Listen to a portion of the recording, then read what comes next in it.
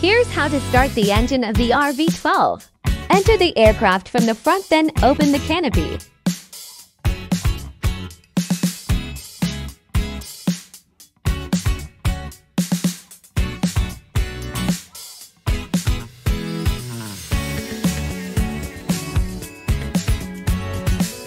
Insert key to the starter.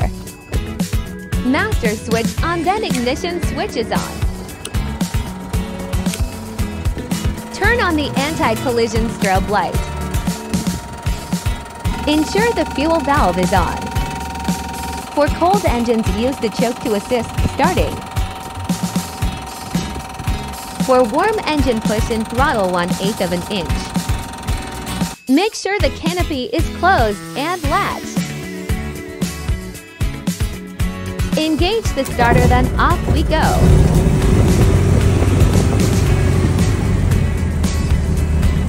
This video is only for educational purposes.